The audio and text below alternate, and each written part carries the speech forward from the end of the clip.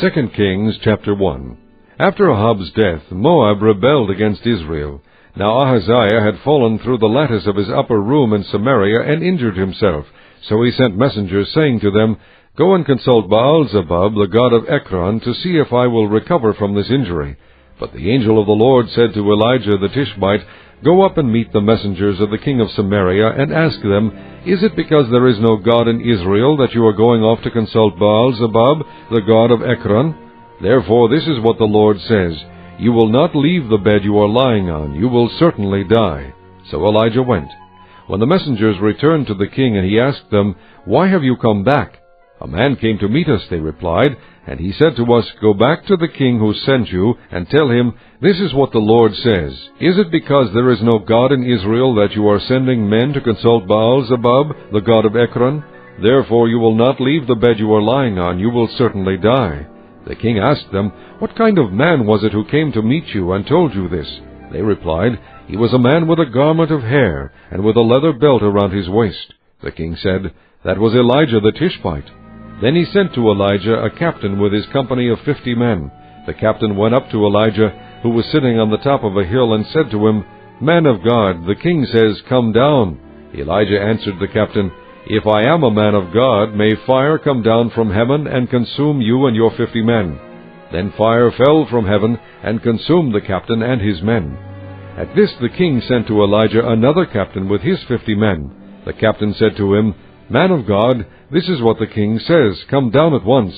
If I am a man of God, Elijah replied, may fire come down from heaven and consume you and your 50 men. Then the fire of God fell from heaven and consumed him and his 50 men. So the king sent a third captain with his 50 men. This third captain went up and fell on his knees before Elijah. Man of God, he begged, please have respect for my life and the lives of these 50 men, your servants. See, fire has fallen from heaven and consumed the first 2 captains and all their men. But now have respect for my life. The angel of the Lord said to Elijah, Go down with him, do not be afraid of him. So Elijah got up and went down with him to the king. He told the king, This is what the Lord says. Is it because there is no God in Israel for you to consult, that you have sent messengers to consult Baal-zebub, the god of Ekron?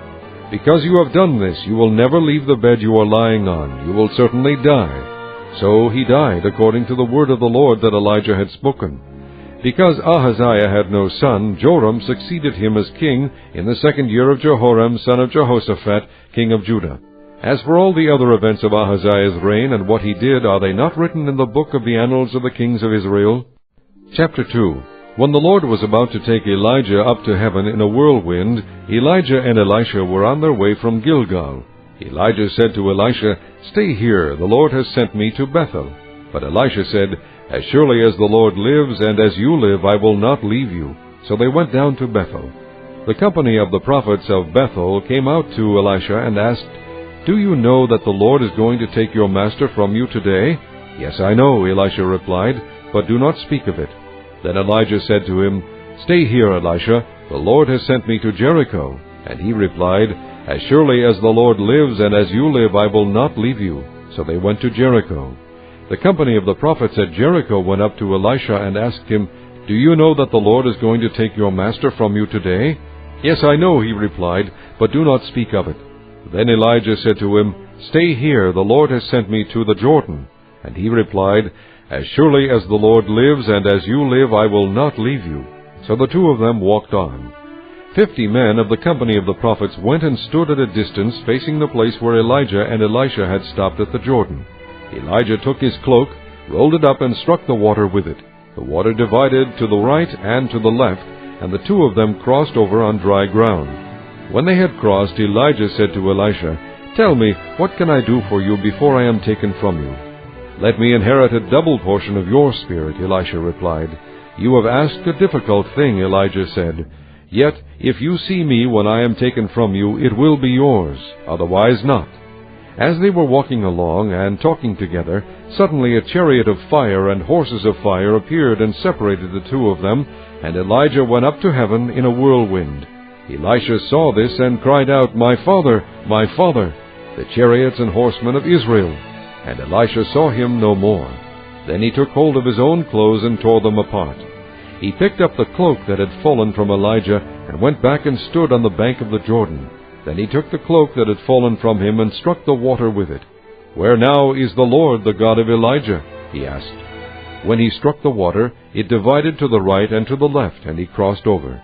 The company of the prophets from Jericho, who were watching, said, "The spirit of Elijah is resting on Elisha." And they went to meet him and bowed to the ground before him. "Look," they said, "we your servants have 50 able men. Let them go and look for your master. Perhaps the Spirit of the Lord has picked him up and set him down on some mountain or in some valley." "No," Elisha replied, "do not send them." But they persisted until he was too ashamed to refuse, so he said, "Send them." And they sent 50 men, who searched for 3 days but did not find him. When they returned to Elisha, who was staying in Jericho, he said to them, "Didn't I tell you not to go?" The men of the city said to Elisha, "Look, our lord, this town is well situated, as you can see, but the water is bad and the land is unproductive." "Bring me a new bowl," he said, "and put salt in it." So they brought it to him. Then he went out to the spring and threw the salt into it, saying, "This is what the Lord says, I have healed this water. Never again will it cause death or make the land unproductive." And the water has remained wholesome to this day, according to the word Elisha had spoken. From there Elisha went up to Bethel. As he was walking along the road, some youths came out of the town and jeered at him. "Go on up, you bald head," they said. "Go on up, you bald head." He turned around, looked at them, and called down a curse on them in the name of the Lord.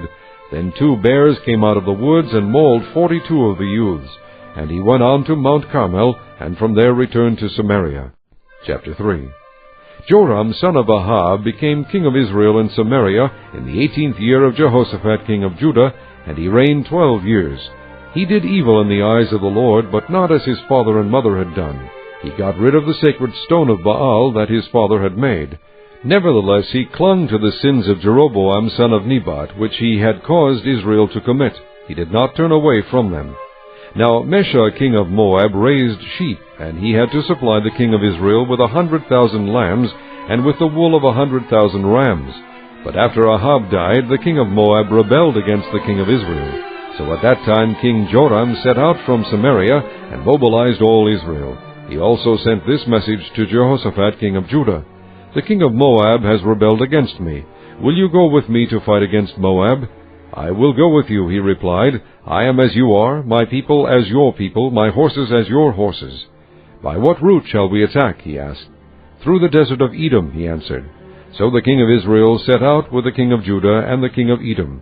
After a roundabout march of 7 days, the army had no more water for themselves or for the animals with them. "What?" exclaimed the king of Israel. "Has the Lord called us 3 kings together only to hand us over to Moab?" But Jehoshaphat asked, "Is there no prophet of the Lord here, that we may inquire of the Lord through him?"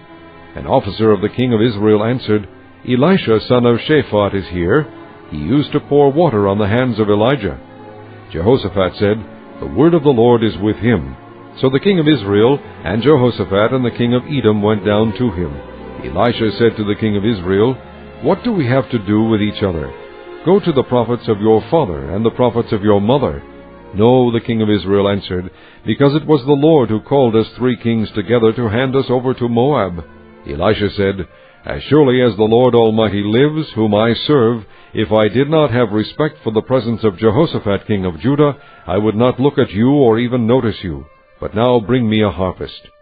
While the harpist was playing, the hand of the Lord came upon Elisha, and he said, "This is what the Lord says, Make this valley full of ditches, for this is what the Lord says, You will see neither wind nor rain, yet this valley will be filled with water, and you, your cattle, and your other animals will drink. This is an easy thing in the eyes of the Lord.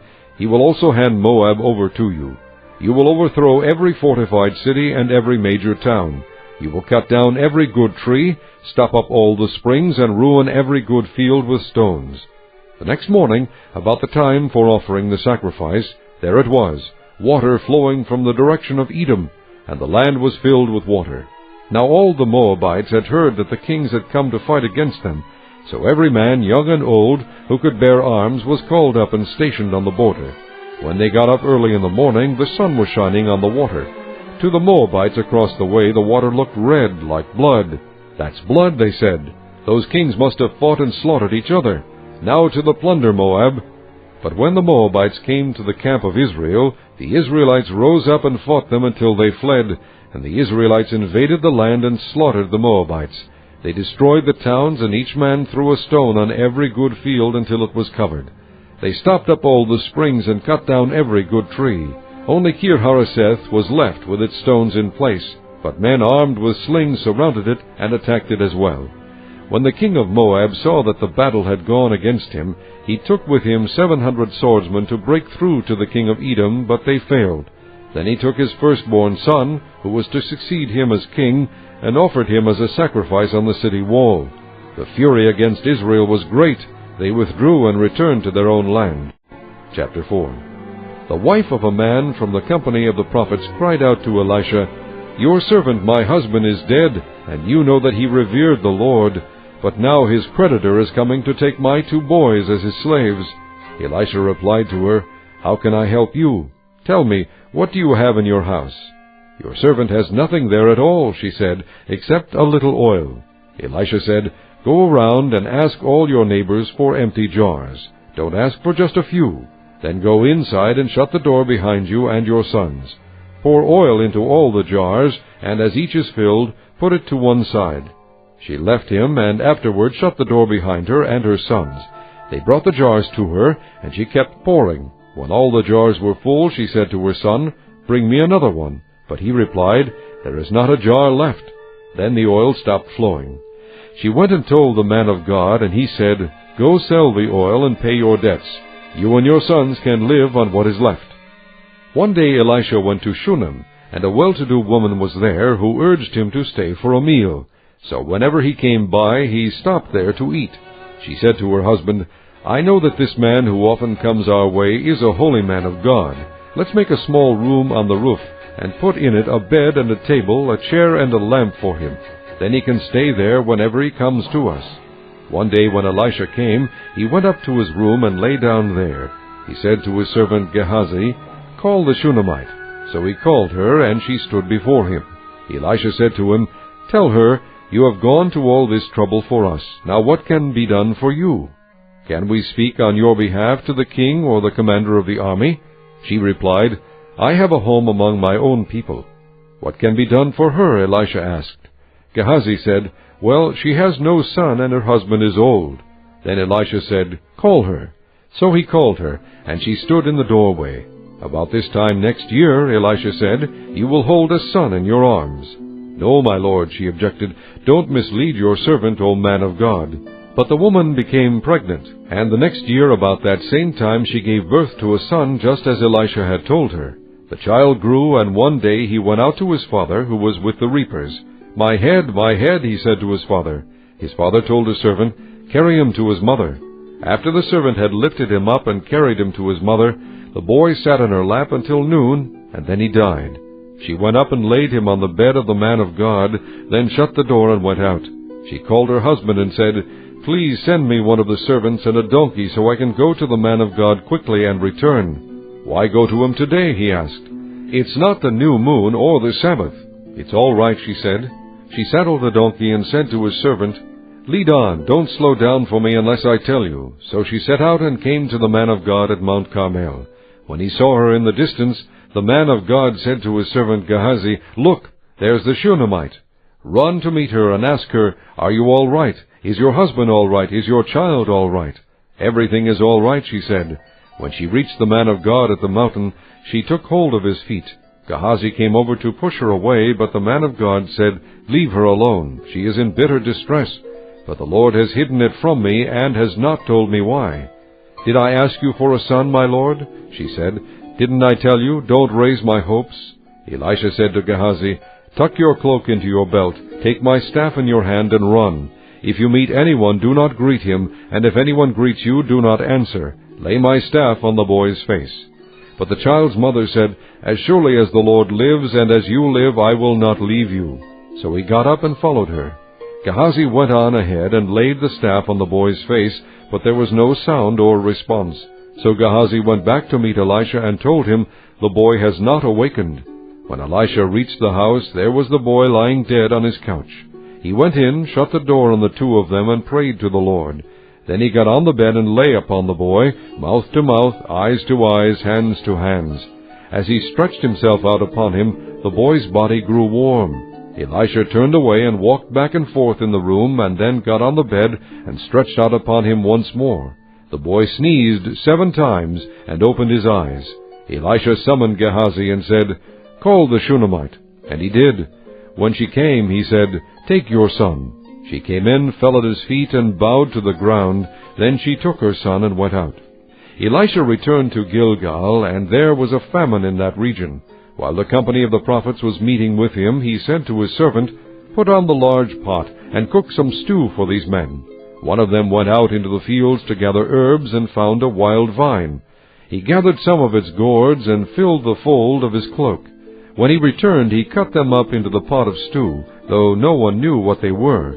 The stew was poured out for the men, but as they began to eat it, they cried out, "O man of God, there is death in the pot!" And they could not eat it. Elisha said, "Get some flour."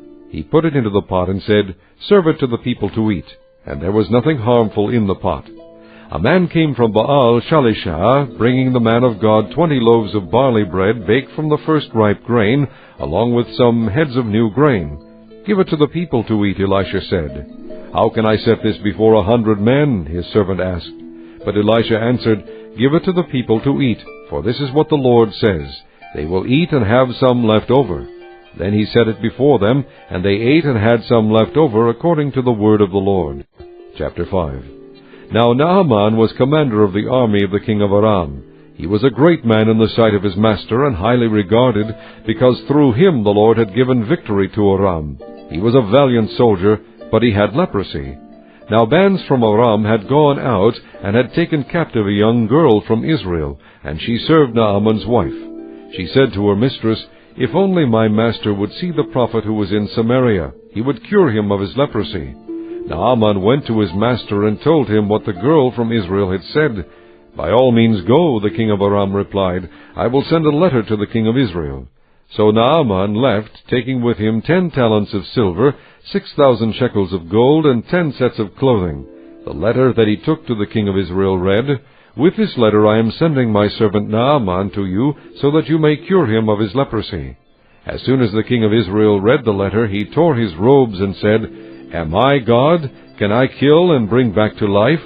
Why does this fellow send someone to me to be cured of his leprosy? See how he is trying to pick a quarrel with me." When Elisha the man of God heard that the king of Israel had torn his robes, he sent him this message, "Why have you torn your robes? Have the man come to me, and he will know that there is a prophet in Israel." So Naaman went with his horses and chariots and stopped at the door of Elisha's house. Elisha sent a messenger to say to him, "Go, wash yourselves 7 times in the Jordan, and your flesh will be restored, and you will be cleansed." But Naaman went away angry and said, "I thought that he would surely come out to me and stand and call on the name of the Lord his God, wave his hand over the spot, and cure me of my leprosy. Are not Abana and Pharpar, the rivers of Damascus, better than any of the waters of Israel? Couldn't I wash in them and be cleansed?" So he turned and went off in rage. Naaman's servants went to him and said, "My father, if the prophet had told you to do some great thing, would you not have done it? How much more then, when he tells you, 'Wash and be cleansed'?" So he went down and dipped himself in the Jordan 7 times, as the man of God had told him, and his flesh was restored, and became clean like that of a young boy. Then Naaman and all his attendants went back to the man of God. He stood before him and said, "Now I know that there is no God in all the world except in Israel. Please accept now a gift from your servant." The prophet answered, "As surely as the Lord lives, whom I serve, I will not accept a thing." And even though Naaman urged him, he refused. "If you will not," said Naaman, "please let me, your servant, be given as much earth as a pair of mules can carry, for your servant will never again make burnt offerings and sacrifices to any other god but the Lord. But may the Lord forgive your servant for this one thing. When my master enters the temple of Rimmon to bow down, and he is leaning on my arm, and I bow there also, when I bow down in the temple of Rimmon, may the Lord forgive your servant for this." "Go in peace," Elisha said. After Naaman had traveled some distance, Gehazi, the servant of Elisha the man of God, said to himself, "My master was too easy on Naaman, this Aramean, by not accepting from him what he brought. As surely as the Lord lives, I will run after him and get something from him." So Gehazi hurried after Naaman. When Naaman saw him running toward him, he got down from the chariot to meet him. "Is everything all right?" he asked.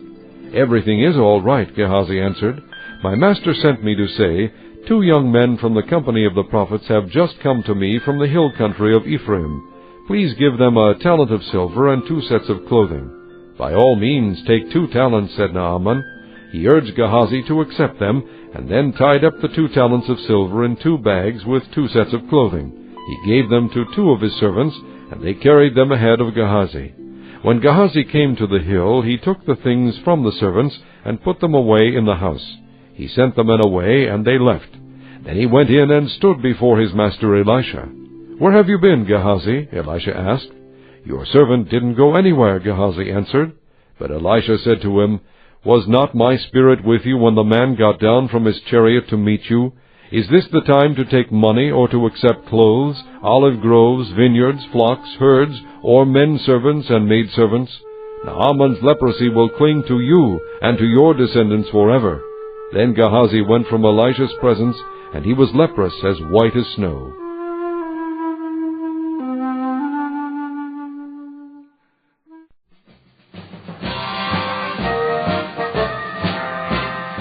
Chapter 6. The company of the prophets said to Elisha, "Look, the place where we meet with you is too small for us. Let us go to the Jordan, where each of us can get a pole, and let us build a place there for us to live." And he said, "Go." Then one of them said, "Won't you please come with your servants?" "I will," Elisha replied, and he went with them. They went to the Jordan and began to cut down trees. As one of them was cutting down a tree, the iron axe head fell into the water. "Oh, my Lord," he cried out, "it was borrowed." The man of God asked, "Where did it fall?" When he showed him the place, Elisha cut a stick and threw it there, and made the iron float. "Lift it out," he said. Then the man reached out his hand and took it. Now the king of Aram was at war with Israel. After conferring with his officers, he said, "I will set up my camp in such and such a place." The man of God sent word to the king of Israel, "Beware of passing that place, because the Arameans are going down there." So the king of Israel checked on the place indicated by the man of God. Time and again Elisha warned the king, so that he was on his guard in such places. This enraged the king of Aram. He summoned his officers and demanded of them, "Will you not tell me which of us is on the side of the king of Israel?" "None of us, my lord the king," said one of his officers, "but Elisha, the prophet who is in Israel, tells the king of Israel the very words you speak in your bedroom." "Go find out where he is," the king ordered, "so I can send men and capture him." The report came back, "He is in Dothan." Then he sent horses and chariots and a strong force there. They went by night and surrounded the city. When the servant of the man of God got up and went out early the next morning, an army with horses and chariots had surrounded the city. "Oh, my lord, what shall we do?" the servant asked. "Don't be afraid," the prophet answered. "Those who are with us are more than those who are with them." And Elisha prayed, "O Lord, open his eyes so he may see." Then the Lord opened the servant's eyes, and he looked and saw the hills full of horses and chariots of fire all around Elisha. As the enemy came down toward him, Elisha prayed to the Lord, "Strike these people with blindness." So he struck them with blindness, as Elisha had asked. Elisha told them, "This is not the road, and this is not the city. Follow me, and I will lead you to the man you are looking for." And he led them to Samaria. After they entered the city, Elisha said, "Lord, open the eyes of these men so they can see." Then the Lord opened their eyes, and they looked, and there they were, inside Samaria. When the king of Israel saw them, he asked Elisha, "Shall I kill them, my father? Shall I kill them?" "Do not kill them," he answered. "Would you kill men you have captured with your own sword or bow? Set food and water before them so that they may eat and drink, and then go back to their master." So he prepared a great feast for them, and after they had finished eating and drinking, he sent them away, and they returned to their master. So the bands from Aram stopped raiding Israel's territory. Sometime later, Ben-Hadad, king of Aram, mobilized his entire army and marched up and laid siege to Samaria. There was a great famine in the city. The siege lasted so long that a donkey's head sold for 80 shekels of silver, and a quarter of a cab of seed pods for 5 shekels. As the king of Israel was passing by on the wall, a woman cried to him, "Help me, my lord the king." The king replied, "If the Lord does not help you, where can I get help for you? From the threshing floor? from the winepress?" Then he asked her, "What's the matter?" She answered, "This woman said to me, 'Give up your son so we may eat him today, and tomorrow we'll eat my son.' So we cooked my son and ate him. The next day I said to her, 'Give up your son so we may eat him.' But she had hidden him." When the king heard the woman's words, he tore his robes. As he went along the wall, the people looked, and there underneath he had sackcloth on his body. He said, "May God deal with me, be it ever so severely, if the head of Elisha son of Shaphat remains on his shoulders today." Now Elisha was sitting in his house, and the elders were sitting with him. The king sent a messenger ahead, but before he arrived, Elisha said to the elders, "Don't you see how this murderer is sending someone to cut off my head? Look, when the messenger comes, shut the door and hold it shut against him. Is not the sound of his master's footsteps behind him?" While he was still talking to them, the messenger came down to him, and the king said, "This disaster is from the Lord. Why should I wait for the Lord any longer?" Chapter 7. Elisha said, "Hear the word of the Lord. This is what the Lord says. About this time tomorrow, a seah of flour will sell for a shekel, and 2 seahs of barley for a shekel at the gate of Samaria." The officer on whose arm the king was leaning said to the man of God, "Look, even if the Lord should open the floodgates of the heavens, could this happen?" "You will see it with your own eyes," answered Elisha, "but you will not eat any of it." Now there were 4 men with leprosy at the entrance of the city gate. They said to each other, "Why stay here until we die? If we say, 'We'll go into the city,' the famine is there, and we will die. And if we stay here, we will die. So let's go over to the camp of the Arameans and surrender. If they spare us, we live. If they kill us, then we die." At dusk they got up and went to the camp of the Arameans. When they reached the edge of the camp, not a man was there, for the Lord had caused the Arameans to hear the sound of chariots and horses and a great army, so that they said to one another, "Look, the king of Israel has hired the Hittite and Egyptian kings to attack us." So they got up and fled in the dusk, and abandoned their tents and their horses and donkeys. They left the camp as it was, and ran for their lives. The men who had leprosy reached the edge of the camp, and entered one of the tents. They ate and drank, and carried away silver, gold, and clothes, and went off and hid them. They returned and entered another tent, and took some things from it, and hid them also. Then they said to each other, "We're not doing right. This is a day of good news, and we are keeping it to ourselves. If we wait until daylight, punishment will overtake us. Let's go at once and report this to the royal palace." So they went and called out to the city gatekeepers and told them, "We went into the Aramean camp, and not a man was there, not a sound of anyone, only tethered horses and donkeys, and the tents left just as they were." The gatekeepers shouted the news, and it was reported within the palace. The king got up in the night and said to his officers, "I will tell you what the Arameans have done to us. They know we are starving, so they have left the camp to hide in the countryside, thinking, 'They will surely come out, and then we will take them alive and get into the city.'" One of his officers answered, "Have some men take 5 of the horses that are left in the city. Their plight will be like that of all the Israelites left here. Yes, they will only be like all these Israelites who are doomed. So let us send them to find out what happened." So they selected 2 chariots with their horses, and the king sent them after the Aramean army. He commanded the drivers, "Go and find out what has happened." They followed them as far as the Jordan, and they found the whole road strewn with the clothing and equipment the Arameans had thrown away in their headlong flight. So the messengers returned and reported to the king. Then the people went out and plundered the camp of the Arameans. So a seah of flour sold for a shekel, and 2 seahs of barley sold for a shekel, as the Lord had said. Now the king had put the officer on whose arm he leaned in charge of the gate, and the people trampled him in the gateway, and he died, just as the man of God had foretold when the king came down to his house. It happened as the man of God had said to the king, "About this time tomorrow, a seah of flour will sell for a shekel, and 2 seahs of barley for a shekel at the gate of Samaria." The officer had said to the man of God, "Look, even if the Lord should open the floodgates of the heavens, could this happen?" The man of God had replied, "You will see it with your own eyes, but you will not eat any of it." And that is exactly what happened to him, for the people trampled him in the gateway, and he died. Chapter 8. Now Elisha had said to the woman whose son he had restored to life, "Go away with your family, and stay for a while wherever you can, because the Lord has decreed a famine in the land that will last 7 years. The woman proceeded to do as the man of God said. She and her family went away, and stayed in the land of the Philistines 7 years. At the end of the 7 years she came back from the land of the Philistines, and went to the king to beg for her house and land. The king was talking to Gehazi, the servant of the man of God, and had said, "Tell me about all the great things Elisha has done." Just as Gehazi was telling the king how Elisha had restored the dead to life, the woman whose son Elisha had brought back to life came to beg the king for her house and land. Gehazi said, "This is the woman, my lord the king, and this is her son whom Elisha restored to life."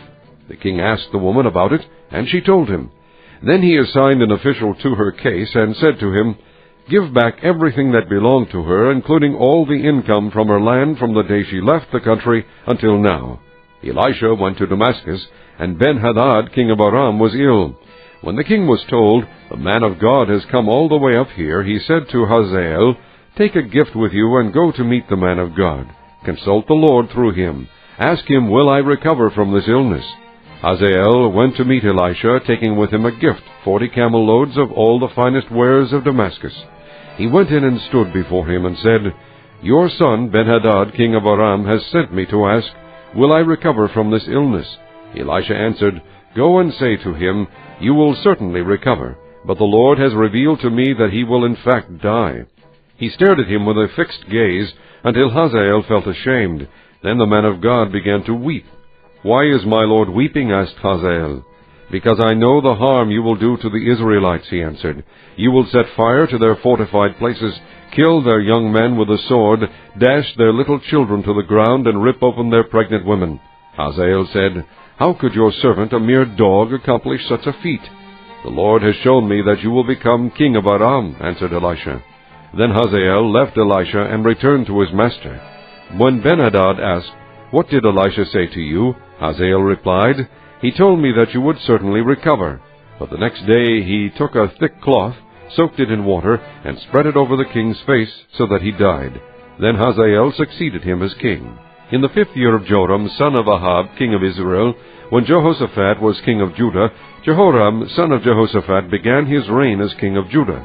He was 32 years old when he became king, and he reigned in Jerusalem 8 years. He walked in the ways of the kings of Israel, as the house of Ahab had done, for he married a daughter of Ahab. He did evil in the eyes of the Lord. Nevertheless, for the sake of his servant David, the Lord was not willing to destroy Judah. He had promised to maintain a lamp for David and his descendants forever. In the time of Jehoram, Edom rebelled against Judah and set up its own king. So Jehoram went to Zair with all his chariots. The Edomites surrounded him and his chariot commanders, but he rose up and broke through by night. His army, however, fled back home. To this day Edom has been in rebellion against Judah. Libnah revolted at the same time.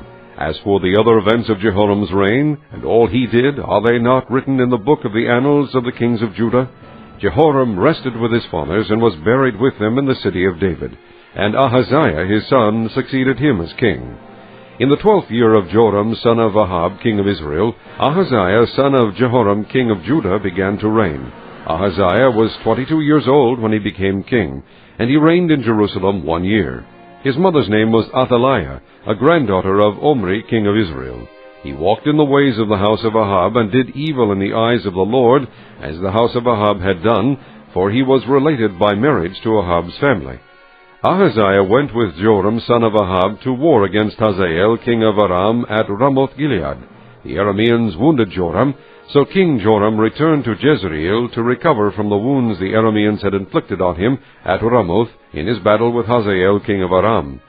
Then Ahaziah son of Jehoram king of Judah went down to Jezreel to see Joram son of Ahab, because he had been wounded. Chapter 9. The prophet Elisha summoned a man from the company of the prophets and said to him, "Tuck your cloak into your belt, take this flask of oil with you, and go to Ramoth-Gilead. When you get there, look for Jehu, son of Jehoshaphat, the son of Nimshi. Go to him, get him away from his companions, and take him into an inner room. Then take the flask and pour the oil on his head, and declare, 'This is what the Lord says, I anoint you king over Israel.' Then open the door and run, don't delay." So the young man, the prophet, went to Ramoth-Gilead. When he arrived, he found the army officers sitting together. "I have a message for you, commander," he said. "For which of us?" asked Jehu. "For you, commander," he replied. Jehu got up and went into the house. Then the prophet poured the oil on Jehu's head and declared, "This is what the Lord, the God of Israel, says, I anoint you king over the Lord's people Israel. You are to destroy the house of Ahab your master, and I will avenge the blood of my servants the prophets, and the blood of all the Lord's servants shed by Jezebel. The whole house of Ahab will perish. I will cut off from Ahab every last male in Israel, slave or free. I will make the house of Ahab like the house of Jeroboam son of Nebat, and like the house of Baasha son of Ahijah. As for Jezebel, dogs will devour her on the plot of ground at Jezreel, and no one will bury her. Then he opened the door and ran. When Jehu went out to his fellow officers, one of them asked him, Is everything all right? Why did this madman come to you? You know the man and the sort of things he says, Jehu replied. That's not true, they said. Tell us. Jehu said, Here is what he told me. This is what the Lord says, I anoint you king over Israel. They hurried and took their cloaks and spread them under him on the bare steps. Then they blew the trumpet and shouted, Jehu is king. So Jehu son of Jehoshaphat, the son of Nimshi, conspired against Joram. Now Joram and all Israel had been defending Ramoth-Gilead against Hazael king of Aram, but King Joram had returned to Jezreel to recover from the wounds the Arameans had inflicted on him in the battle with Hazael king of Aram. Jehu said, If this is the way you feel, don't let anyone slip out of the city to go and tell the news in Jezreel. Then he got into his chariot and rode to Jezreel, because Joram was resting there, and Ahaziah king of Judah had gone down to see him. When the lookout standing on the tower in Jezreel saw Jehu's troops approaching, he called out, I see some troops coming. Get a horseman, Joram ordered. Send him to meet them and ask, Do you come in peace? The horseman rode off to meet Jehu and said, This is what the king says, Do you come in peace? What do you have to do with peace? Jehu replied, Fall in behind me. The lookout reported, The messenger has reached them, but he isn't coming back. So the king sent out a second horseman. When he came to them, he said, This is what the king says, Do you come in peace? Jehu replied, What do you have to do with peace? Fall in behind me. The lookout reported, He has reached them, but he isn't coming back either. The driving is like that of Jehu son of Nimshi. He drives like a madman. Hitch up my chariot, Joram ordered. And when it was hitched up, Joram king of Israel and Ahaziah king of Judah rode out, each in his own chariot, to meet Jehu. They met him at the plot of ground that had belonged to Naboth the Jezreelite. When Joram saw Jehu, he asked, Have you come in peace, Jehu? How can there be peace, Jehu replied, as long as all the idolatry and witchcraft of your mother Jezebel abound? Joram turned about and fled, calling out to Ahaziah, Treachery, Ahaziah! Then Jehu drew his bow and shot Joram between the shoulders. The arrow pierced his heart, and he slumped down in his chariot. Jehu said to Bidkar, his chariot officer, Pick him up and throw him on the field that belonged to Naboth the Jezreelite. Remember how you and I were riding together in chariots behind Ahab his father, when the Lord made this prophecy about him. Yesterday I saw the blood of Naboth and the blood of his sons, declares the Lord, and I will surely make you pay for it on this plot of ground, declares the Lord. Now then, pick him up and throw him on that plot, in accordance with the word of the Lord. When Ahaziah king of Judah saw what had happened, he fled up the road to Beth-Hagan. Jehu chased him, shouting, Kill him too! They wounded him in his chariot on the way up to Gur near Ibleam, but he escaped to Megiddo and died there. His servants took him by chariot to Jerusalem and buried him with his fathers in his tomb in the city of David. In the 11th year of Joram son of Ahab, Ahaziah had become king of Judah. Then Jehu went to Jezreel. When Jezebel heard about it, she painted her eyes, arranged her hair, and looked out of a window. As Jehu entered the gate, she asked, Have you come in peace, Zimri, you murderer of your master? He looked up at the window and called out, Who is on my side? Who? 2 or 3 eunuchs looked down at him. Throw her down, Jehu said. So they threw her down, and some of her blood splattered the wall and the horses as they trampled her underfoot. Jehu went in and ate and drank. Take care of that cursed woman, he said, and bury her, for she was a king's daughter. But when they went out to bury her, they found nothing except her skull, her feet, and her hands. They went back and told Jehu, who said, This is the word of the Lord that he spoke through his servant Elijah the Tishbite. On the plot of ground at Jezreel, dogs will devour Jezebel's flesh. Jezebel's body will be like refuse on the ground in the plot at Jezreel, so that no one will be able to say, This is Jezebel. Chapter 10. Now there were in Samaria 70 sons of the house of Ahab. So Jehu wrote letters and sent them to Samaria. to the officials of Jezreel, to the elders, and to the guardians of Ahab's children. He said, As soon as this letter reaches you, since your master's sons are with you, and you have chariots and horses, a fortified city and weapons, choose the best and most worthy of your master's sons, and set him on his father's throne. Then fight for your master's house. But they were terrified and said, If 2 kings could not resist him, how can we? So the palace administrator, the city governor, the elders, and the guardians sent this message to Jehu. We are your servants, and we will do anything you say. We will not appoint anyone as king. You do whatever you think best. Then Jehu wrote them a second letter, saying, If you are on my side and will obey me, take the heads of your master's sons, and come to me in Jezreel by this time tomorrow.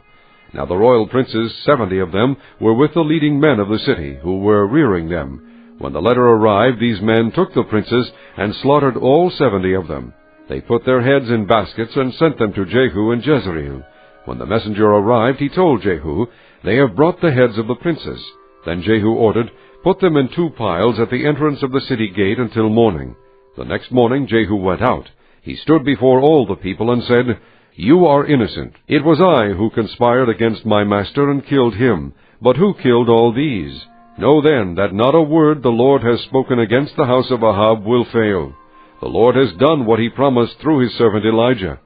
So Jehu killed everyone in Jezreel who remained of the house of Ahab, as well as all his chief men, his close friends, and his priests, leaving him no survivor.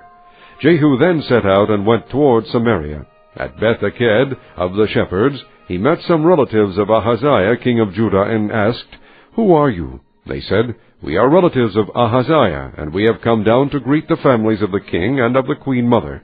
Take them alive, he ordered.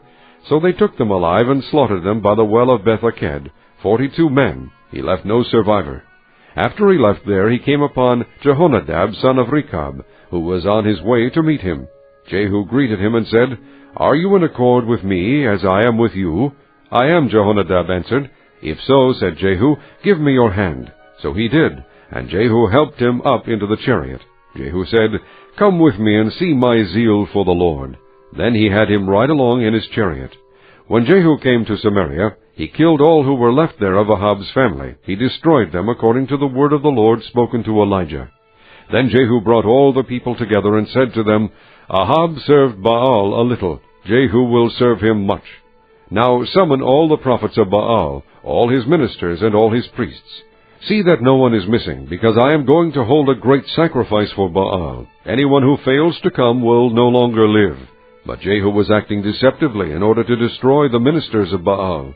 Jehu said, Call an assembly in honor of Baal. So they proclaimed it. Then he sent word throughout Israel, and all the ministers of Baal came, not one stayed away. They crowded into the temple of Baal until it was full from one end to the other. And Jehu said to the keeper of the wardrobe, Bring robes for all the ministers of Baal. So he brought out robes for them. Then Jehu and Jehonadab, son of Rechab, went into the temple of Baal. Jehu said to the ministers of Baal, Look around and see that no servants of the Lord are here with you, only ministers of Baal. So they went in to make sacrifices and burnt offerings. Now Jehu had posted 80 men outside with this warning, If one of you lets any of the men I am placing in your hands escape, it will be your life for his life. As soon as Jehu had finished making the burnt offering, he ordered the guards and officers, Go in and kill them. Let no one escape. So they cut them down with a sword. The guards and officers threw their bodies out and then entered the inner shrine of the temple of Baal. They brought the sacred stone out of the temple of Baal and burned it. They demolished the sacred stone of Baal and tore down the temple of Baal, and people have used it for a latrine to this day. So Jehu destroyed Baal worship in Israel. However, he did not turn away from the sins of Jeroboam, son of Nebat, which he had caused Israel to commit, the worship of the golden calves at Bethel and Dan.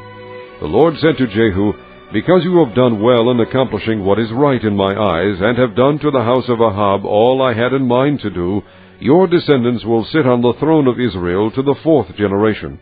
Yet Jehu was not careful to keep the law of the Lord, the God of Israel, with all his heart. He did not turn away from the sins of Jeroboam, which he had caused Israel to commit. In those days the Lord began to reduce the size of Israel. Hazael overpowered the Israelites throughout their territory east of the Jordan, in all the land of Gilead, the region of Gad, Reuben, and Manasseh, from Aroer by the Arnon gorge through Gilead to Bashan. As for the other events of Jehu's reign, all he did, and all his achievements, are they not written in the book of the annals of the kings of Israel? Jehu rested with his fathers, and was buried in Samaria, and Jehoahaz his son succeeded him as king. The time that Jehu reigned over Israel in Samaria was 28 years.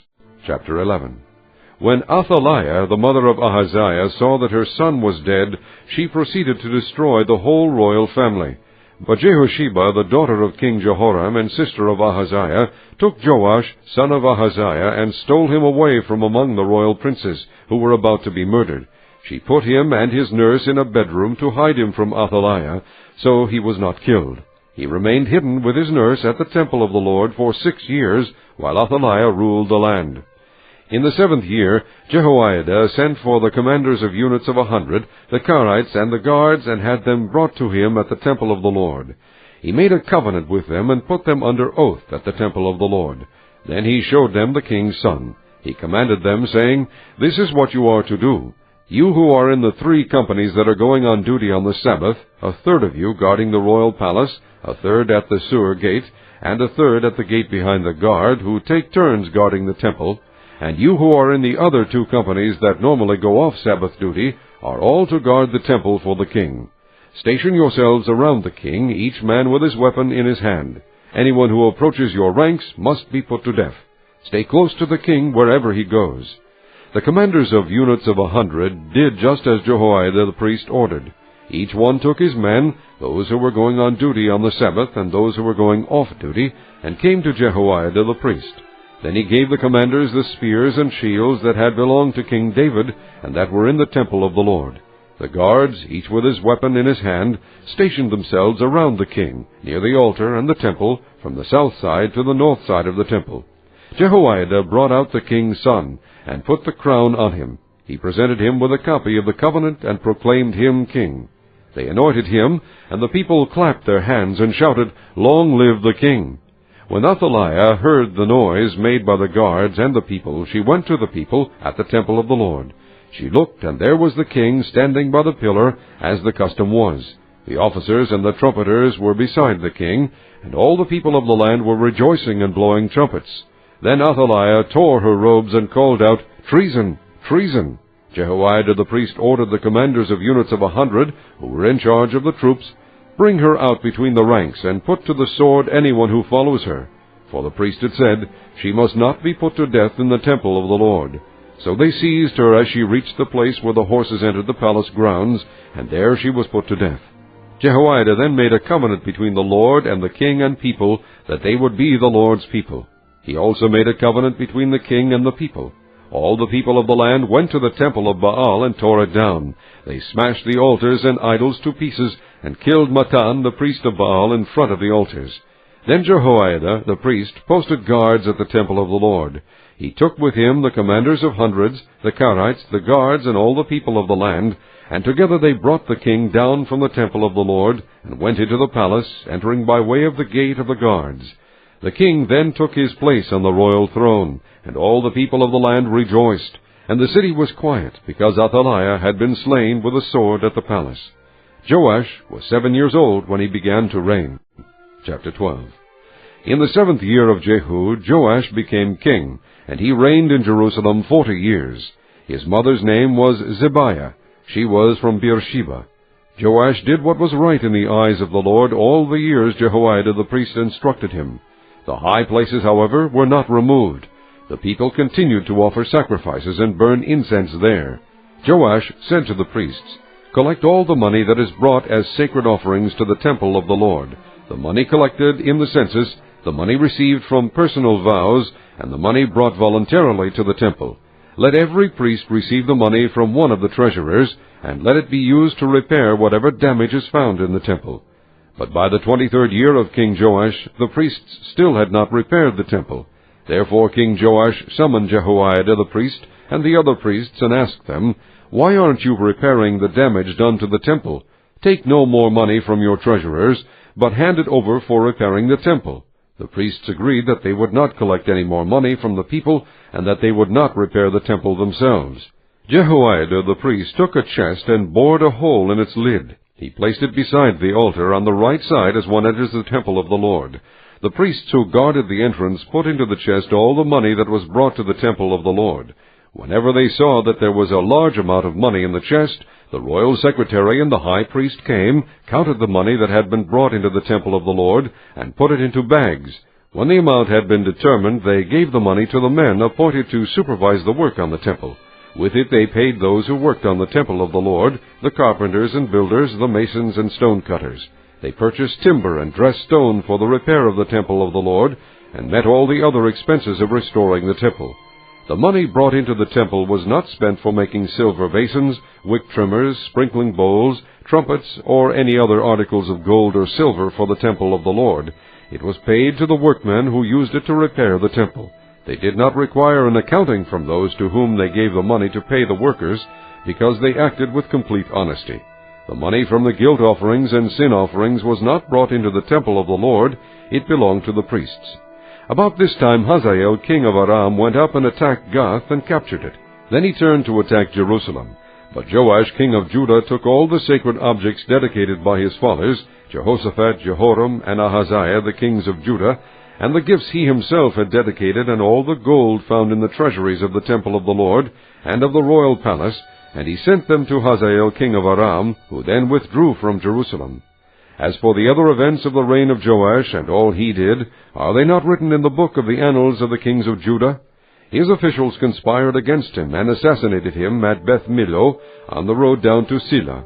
The officials who murdered him were Jozabad, son of Shimeath, and Jehozabad, son of Shomer. He died and was buried with his fathers in the city of David. And Amaziah, his son, succeeded him as king. Chapter 13. In the 23rd year of Joash, son of Ahaziah, king of Judah, Jehoahaz, son of Jehu, became king of Israel in Samaria, and he reigned 17 years. He did evil in the eyes of the Lord by following the sins of Jeroboam, son of Nebat, which he had caused Israel to commit, and he did not turn away from them. So the Lord's anger burned against Israel, and for a long time he kept them under the power of Hazael king of Aram, and Ben-Hadad his son. Then Jehoahaz sought the Lord's favor, and the Lord listened to him, for he saw how severely the king of Aram was oppressing Israel. The Lord provided a deliverer for Israel, and they escaped from the power of Aram. So the Israelites lived in their own homes as they had before, but they did not turn away from the sins of the house of Jeroboam, which he had caused Israel to commit. They continued in them. Also the Asherah pole remained standing in Samaria. Nothing had been left of the army of Jehoahaz except 50 horsemen, 10 chariots, and 10,000 foot soldiers, for the king of Aram had destroyed the rest, and made them like the dust at threshing time. As for the other events of the reign of Jehoahaz, all he did and his achievements, are they not written in the book of the annals of the kings of Israel? Jehoahaz rested with his fathers, and was buried in Samaria. And Jehoash his son succeeded him as king. In the 37th year of Joash king of Judah, Jehoash son of Jehoahaz became king of Israel in Samaria, and he reigned 16 years. He did evil in the eyes of the Lord, and did not turn away from any of the sins of Jeroboam son of Nebat, which he had caused Israel to commit. He continued in them. As for the other events of the reign of Jehoash, all he did and his achievements, including his war against Amaziah king of Judah, are they not written in the book of the annals of the kings of Israel? Jehoash rested with his fathers, and Jeroboam succeeded him on the throne. Jehoash was buried in Samaria with the kings of Israel. Now Elisha was suffering from the illness from which he died. Jehoash king of Israel went down to see him, and wept over him. My father, he cried, the chariots and horsemen of Israel. Elisha said, Get a bow and some arrows. And he did so. Take the bow in your hands, he said to the king of Israel. When he had taken it, Elisha put his hands on the king's hands. Open the east window, he said, and he opened it. Shoot, Elisha said, and he shot. The Lord's arrow of victory, the arrow of victory over Aram, Elisha declared. You will completely destroy the Arameans at Aphek. Then he said, Take the arrows, and the king took them. Elisha told him, Strike the ground. He struck it 3 times and stopped. The man of God was angry with him and said, You should have struck the ground 5 or 6 times. Then you would have defeated Aram and completely destroyed it. But now you will defeat it only 3 times. Elisha died and was buried. Now Moabite raiders used to enter the country every spring. Once, while some Israelites were burying a man, suddenly they saw a band of raiders, so they threw the man's body into Elisha's tomb. When the body touched Elisha's bones, the man came to life and stood up on his feet. Hazael king of Aram oppressed Israel throughout the reign of Jehoahaz. But the Lord was gracious to them, and had compassion, and showed concern for them, because of his covenant with Abraham, Isaac, and Jacob. To this day he has been unwilling to destroy them or banish them from his presence. Hazael king of Aram died, and Ben-Hadad his son succeeded him as king. Then Jehoash son of Jehoahaz recaptured from Ben-Hadad son of Hazael the towns he had taken in battle from his father Jehoahaz. 3 times Jehoash defeated him, and so he recovered the Israelite towns. Chapter 14. In the 2nd year of Jehoash son of Jehoahaz king of Israel, Amaziah son of Joash king of Judah began to reign. He was 25 years old when he became king, and he reigned in Jerusalem 29 years. His mother's name was Jehoadine.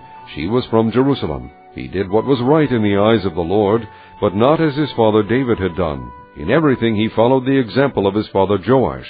The high places, however, were not removed. The people continued to offer sacrifices and burn incense there.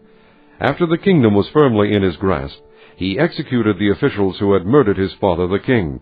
Yet he did not put the sons of the assassins to death, in accordance with what is written in the book of the law of Moses, where the Lord commanded, Fathers shall not be put to death for their children, nor children put to death for their fathers. Each is to die for his own sins.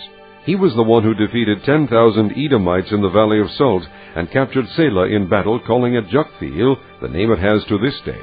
Then Amaziah sent messengers to Jehoash son of Jehoahaz, the son of Jehu, king of Israel, with the challenge, Come meet me face to face. But Jehoash king of Israel replied to Amaziah king of Judah, A thistle in Lebanon sent a message to a cedar in Lebanon, Give your daughter to my son in marriage. Then a wild beast in Lebanon came along and trampled the thistle underfoot. You have indeed defeated Edom, and now you are arrogant. Glory in your victory, but stay at home. Why ask for trouble and cause your own downfall and that of Judah also? Amaziah, however, would not listen, so Jehoash king of Israel attacked. He and Amaziah king of Judah faced each other at Beth-Shemesh in Judah. Judah was routed by Israel, and every man fled to his home. Jehoash king of Israel captured Amaziah king of Judah, the son of Joash, the son of Ahaziah, at Beth-Shemesh. Then Jehoash went to Jerusalem and broke down the wall of Jerusalem from the Ephraim gate to the corner gate, a section about 600 feet long. He took all the gold and silver and all the articles found in the temple of the Lord and in the treasuries of the royal palace. He also took hostages and returned to Samaria. As for the other events of the reign of Jehoash, what he did and his achievements, including his war against Amaziah king of Judah, are they not written in the book of the annals of the kings of Israel? Jehoash rested with his fathers and was buried in Samaria with the kings of Israel. And Jeroboam his son succeeded him as king. Amaziah son of Joash king of Judah lived for 15 years after the death of Jehoash son of Jehoahaz king of Israel. As for the other events of Amaziah's reign, are they not written in the book of the annals of the kings of Judah? They conspired against him in Jerusalem, and he fled to Lachish, but they sent men after him to Lachish, and killed him there. He was brought back by horse, and was buried in Jerusalem with his fathers in the city of David. Then all the people of Judah took Azariah, who was 16 years old, and made him king in place of his father Amaziah. He was the one who rebuilt Elath, and restored it to Judah after Amaziah rested with his fathers. In the 15th year of Amaziah son of Joash king of Judah, Jeroboam son of Jehoash king of Israel became king in Samaria, and he reigned 41 years. He did evil in the eyes of the Lord, and did not return away from any of the sins of Jeroboam son of Nebat, which he had caused Israel to commit. He was the one who restored the boundaries of Israel from Lebo-Hamath to the sea of the Arabah, in accordance with the word of the Lord, the God of Israel, spoken through his servant Jonah son of Amittai, the prophet from Gath-Hepher. The Lord had seen how bitterly everyone in Israel, whether slave or free, was suffering. There was no one to help them. And since the Lord had not said he would blot out the name of Israel from under heaven, he saved them by the hand of Jeroboam son of Jehoash. As for the other events of Jeroboam's reign, all he did and his military achievements, including how he recovered for Israel both Damascus and Hamath, which had belonged to Yehudi, are they not written in the book of the annals of the kings of Israel? Jeroboam rested with his fathers, the kings of Israel, and Zechariah his son succeeded him as king. Chapter 15. In the 27th year of Jeroboam king of Israel, Azariah son of Amaziah king of Judah began to reign. He was 16 years old when he became king, and he reigned in Jerusalem 52 years. His mother's name was Jecholiah. She was from Jerusalem. He did what was right in the eyes of the Lord, just as his father Amaziah had done. The high places, however, were not removed. The people continued to offer sacrifices and burn incense there. The Lord afflicted the king with leprosy until the day he died, and he lived in a separate house.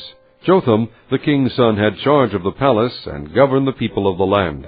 As for the other events of Azariah's reign, and all he did, are they not written in the book of the annals of the kings of Judah? Azariah rested with his fathers, and was buried near them in the city of David. And Jotham his son succeeded him as king.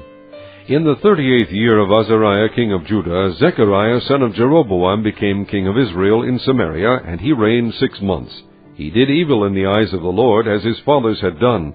He did not turn away from the sins of Jeroboam son of Nebat, which he had caused Israel to commit. Shallum son of Jabesh conspired against Zechariah. He attacked him in front of the people, assassinated him, and succeeded him as king. The other events of Zechariah's reign are written in the book of the annals of the kings of Israel. So the word of the Lord spoken to Jehu was fulfilled. Your descendants will sit on the throne of Israel to the 4th generation. Shallum son of Jabesh became king in the 39th year of Uzziah king of Judah, and he reigned in Samaria 1 month. Then Menahem son of Gadi went from Tirzah up to Samaria. He attacked Shallum son of Jabesh in Samaria, assassinated him, and succeeded him as king. The other events of Shallum's reign and the conspiracy he led are written in the book of the annals of the kings of Israel. At that time Menahem started out from Tirzah, attacked Tiphsah and everyone in the city and its vicinity, because they refused to open their gates. He sacked Tiphsah and ripped open all the pregnant women. In the 39th year of Azariah king of Judah, Menahem son of Gadi became king of Israel, and he reigned in Samaria 10 years. He did evil in the eyes of the Lord. During his entire reign he did not turn away from the sins of Jeroboam son of Nebat, which he had caused Israel to commit. Then Pul, king of Assyria, invaded the land, and Menahem gave him 1,000 talents of silver to gain his support and strengthen his own hold on the kingdom. Menahem exacted this money from Israel. Every wealthy man had to contribute 50 shekels of silver to be given to the king of Assyria. So the king of Assyria withdrew and stayed in the land no longer. As for the other events of Menahem's reign and all he did, are they not written in the book of the annals of the kings of Israel? Menahem rested with his fathers, and Pekahiah his son succeeded him as king. In the 50th year of Azariah king of Judah, Pekahiah son of Menahem became king of Israel in Samaria, and he reigned 2 years. Pekahiah did evil in the eyes of the Lord. He did not turn away from the sins of Jeroboam son of Nebat, which he had caused Israel to commit. One of his chief officers, Pekah son of Remaliah, conspired against him. Taking 50 men of Gilead with him, he assassinated Pekahiah, along with Argob and Aryeh, in the citadel of the royal palace at Samaria. So Pekah killed Pekahiah, and succeeded him as king. The other events of Pekahiah's reign, and all he did, are written in the book of the annals of the kings of Israel. In the 52nd year of Azariah king of Judah, Pekah son of Remaliah became king of Israel in Samaria, and he reigned 20 years. He did evil in the eyes of the Lord. He did not turn away from the sins of Jeroboam son of Nebat, which he had caused Israel to commit. In the time of Pekah king of Israel, Tiglath-Pileser king of Assyria came and took Ijon, Abel-Beth-Maacah, Janoah, Kadesh, and Hazor. He took Gilead and Galilee, including all the land of Naphtali, and deported the people to Assyria. Then Hosea, son of Elah, conspired against Pekah, son of Remaliah. He attacked and assassinated him, and then succeeded him as king in the 20th year of Jotham, son of Uzziah. As for the other events of Pekah's reign, and all he did, are they not written in the book of the annals of the kings of Israel? In the 2nd year of Pekah, son of Remaliah, king of Israel, Jotham, son of Uzziah, king of Judah, began to reign. He was 25 years old when he became king, and he reigned in Jerusalem 16 years. His mother's name was Jerusha, daughter of Zadok.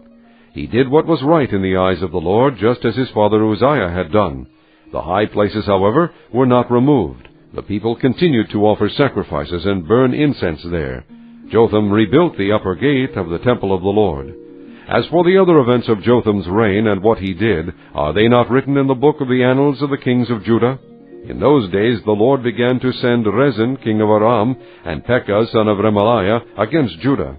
Jotham rested with his fathers, and was buried with them in the city of David, the city of his father. And Ahaz his son succeeded him as king. Chapter 16. In the 17th year of Pekah son of Remaliah, Ahaz son of Jotham king of Judah began to reign. Ahaz was 20 years old when he became king, and he reigned in Jerusalem 16 years. Unlike David his father, he did not do what was right in the eyes of the Lord his God.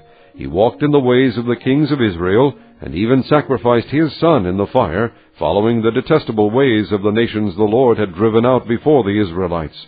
He offered sacrifices and burned incense at the high places, on the hilltops and under every spreading tree. Then Rezin, king of Aram, and Pekah son of Remaliah, king of Israel, marched up to fight against Jerusalem and besieged Ahaz, but they could not overpower him. At that time Rezin king of Aram recovered Elath for Aram by driving out the men of Judah. Edomites then moved into Elath, and have lived there to this day. Ahaz sent messengers to say to Tiglath-Pileser, king of Assyria, I am your servant and vassal. Come up and save me out of the hand of the king of Aram, and of the king of Israel, who are attacking me. And Ahaz took the silver and gold found in the temple of the Lord, and in the treasuries of the royal palace, and sent it as a gift to the king of Assyria. The king of Assyria complied by attacking Damascus and capturing it. He deported its inhabitants to Kir, and put Rezin to death. Then King Ahaz went to Damascus to meet Tiglath-Pileser, king of Assyria. He saw an altar in Damascus, and sent to Uriah the priest a sketch of the altar, with detailed plans for its construction. So Uriah the priest built an altar in accordance with all the plans that King Ahaz had sent from Damascus, and finished it before King Ahaz returned. When the king came back from Damascus and saw the altar, he approached it and presented offerings on it. He offered up his burnt offering and grain offering, poured out his drink offering, and sprinkled the blood of his fellowship offerings on the altar. The bronze altar that stood before the Lord he brought from the front of the temple, from between the new altar and the temple of the Lord, and put it on the north side of the new altar. King Ahaz then gave these orders to Uriah the priest. On the large new altar offer the morning burnt offering and the evening grain offering, the king's burnt offering and his grain offering, and the burnt offering of all the people of the land, and their grain offering and their drink offering. Sprinkle on the altar all the blood of the burnt offerings and sacrifices, but I will use the bronze altar for seeking guidance. And Uriah the priest did just as King Ahaz had ordered. King Ahaz took away the side panels and removed the basins from the movable stands. He removed the sea from the bronze bowls that supported it, and set it on a stone base. He took away the Sabbath canopy that had been built at the temple, and removed the royal entryway outside the temple of the Lord, in deference to the king of Assyria. As for the other events of the reign of Ahaz and what he did, are they not written in the book of the annals of the kings of Judah? Ahaz rested with his fathers, and was buried with them in the city of David. And Hezekiah his son succeeded him as king. Chapter 17. In the 12th year of Ahaz king of Judah, Hoshea son of Elah became king of Israel and Samaria, and he reigned 9 years. He did evil in the eyes of the Lord, but not like the kings of Israel who preceded him. Shalmaneser king of Assyria came up to attack Hoshea, who had been Shalmaneser's vassal, and had paid him tribute. But the king of Assyria discovered that Hoshea was a traitor, for he had sent envoys to So king of Egypt, and he no longer paid tribute to the king of Assyria, as he had done year by year. Therefore Shalmaneser seized him and put him in prison. The king of Assyria invaded the entire land, marched against Samaria, and laid siege to it for 3 years. In the 9th year of Hoshea, the king of Assyria captured Samaria, and deported the Israelites to Assyria. He settled them in Halath in Gozan, on the Habor river, and in the towns of the Medes. All this took place because the Israelites had sinned against the Lord their God, who had brought them up out of Egypt from under the power of Pharaoh king of Egypt. They worshipped other gods, and followed the practices of the nations the Lord had driven out before them, as well as the practices that the kings of Israel had introduced. The Israelites secretly did things against the Lord their God that were not right. From watchtower to fortified city they built themselves high places in all their towns. They set up sacred stones and Asherah poles on every high hill and under every spreading tree. At every high place they burned incense, as the nations whom the Lord had driven out before them had done. They did wicked things that provoked the Lord to anger. They worshipped idols, though the Lord had said, "You shall not do this." The Lord warned Israel and Judah through all his prophets and seers, "Turn from your evil ways. Observe my commands and decrees in accordance with the entire law that I commanded your fathers to obey, and that I delivered to you through my servants the prophets." But they would not listen and were as stiff-necked as their fathers, who did not trust in the Lord their God. They rejected his decrees and the covenant he had made with their fathers and the warnings he had given them. They followed worthless idols and themselves became worthless. They imitated the nations around them, although the Lord had ordered them, "Do not do as they do." And they did the things the Lord had forbidden them to do.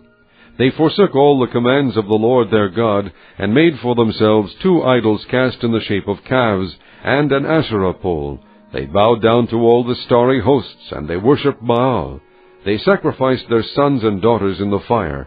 They practiced divination and sorcery, and sold themselves to do evil in the eyes of the Lord, provoking him to anger.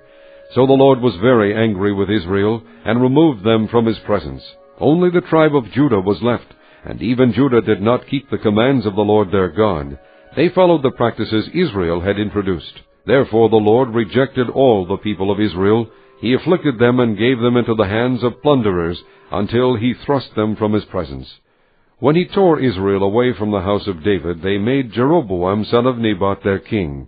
Jeroboam enticed Israel away from following the Lord, and caused them to commit a great sin. The Israelites persisted in all the sins of Jeroboam, and did not turn away from them, until the Lord removed them from his presence, as he had warned them through all his servants the prophets. So the people of Israel were taken from their homeland into exile in Assyria, and they are still there. The king of Assyria brought people from Babylon, Cutha, Ava, Hamath, and Shephavaim, and settled them in the towns of Samaria to replace the Israelites.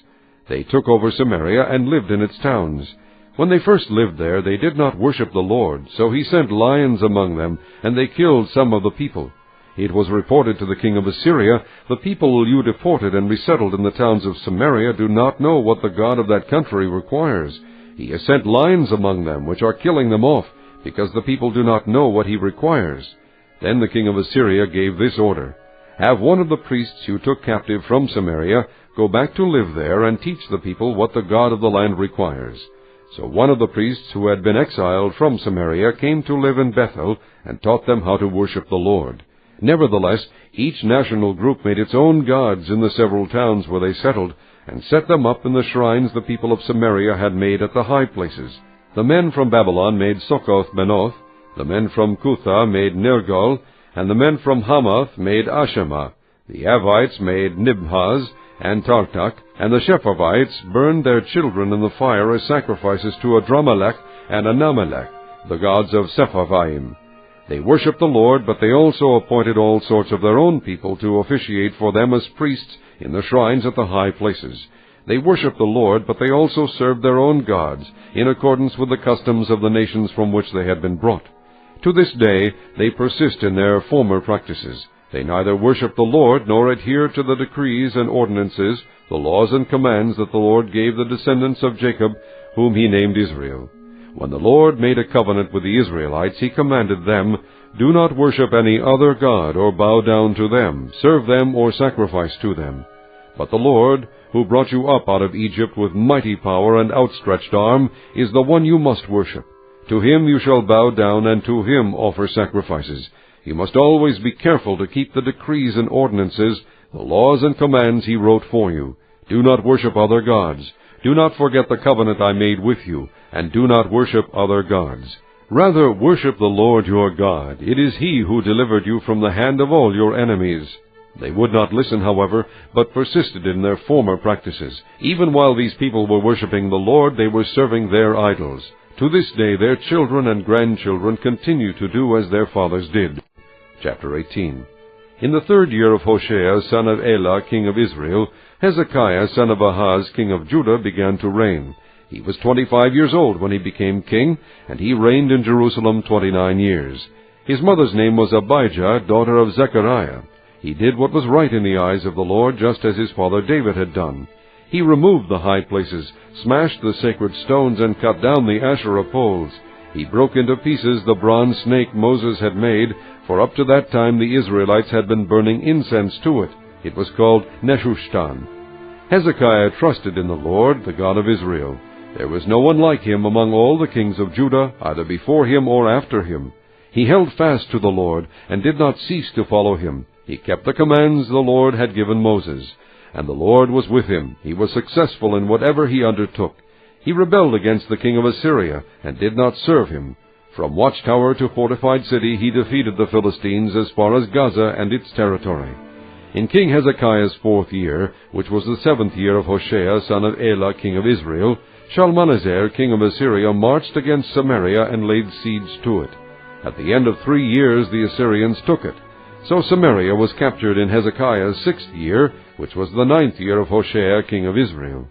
The king of Assyria deported Israel to Assyria, and settled them in Halath, in Gozan and the Habor river, and in towns of the Medes. This happened because they had not obeyed the Lord their God, but had violated his covenant, all that Moses the servant of the Lord commanded. They neither listened to the commands nor carried them out. In the 14th year of King Hezekiah's reign, Sennacherib king of Assyria attacked all the fortified cities of Judah and captured them. So Hezekiah king of Judah sent this message to the king of Assyria at Lachish: I have done wrong. Withdraw from me, and I will pay whatever you demand of me. The king of Assyria exacted from Hezekiah king of Judah 300 talents of silver and 30 talents of gold. So Hezekiah gave him all the silver that was found in the temple of the Lord, and in the treasuries of the royal palace. At this time Hezekiah king of Judah stripped off the gold with which he had covered the doors and doorposts of the temple of the Lord, and gave it to the king of Assyria. The king of Assyria sent his supreme commander, his chief officer, and his field commander with a large army from Lachish to King Hezekiah at Jerusalem. They came up to Jerusalem and stopped at the aqueduct of the upper pool, on the road to the washerman's field. They called for the king, and Eliakim son of Hilkiah the palace administrator, Shebna the secretary, and Joah son of Asaph the recorder went out to them. The field commander said to them, Tell Hezekiah, this is what the great king, the king of Assyria, says. On what are you basing this confidence of yours? You say you have strategy and military strength, but you speak only empty words.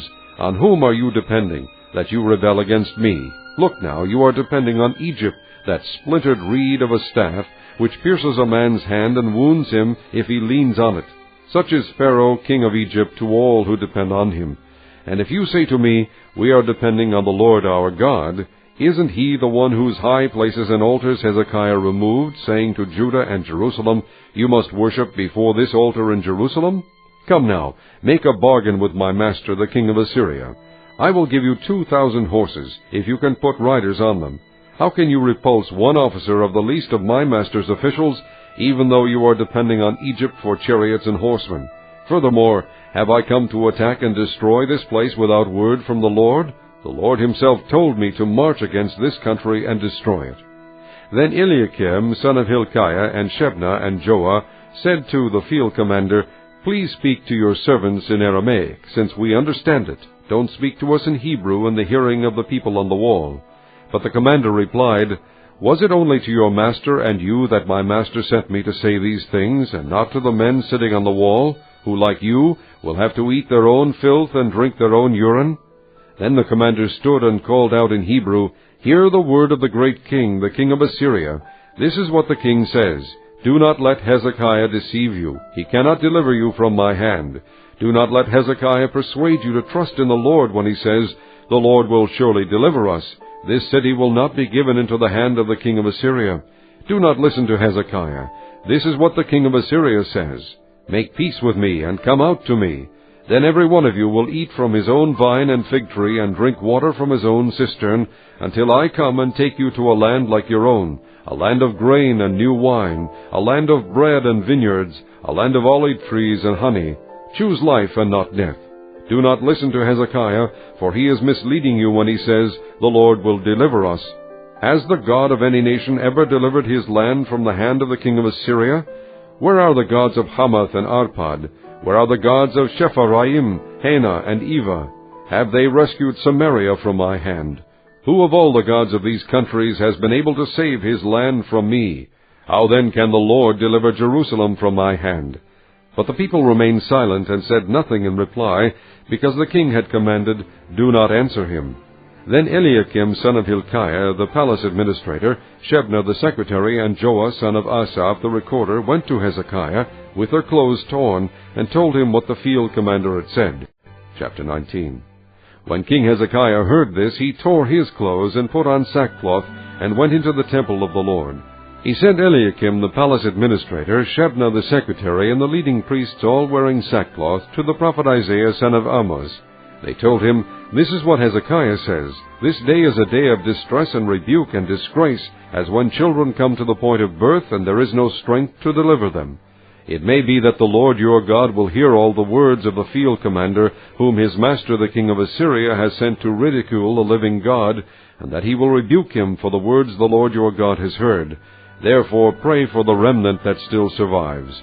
When King Hezekiah's officials came to Isaiah, Isaiah said to them, "Tell your master, this is what the Lord says.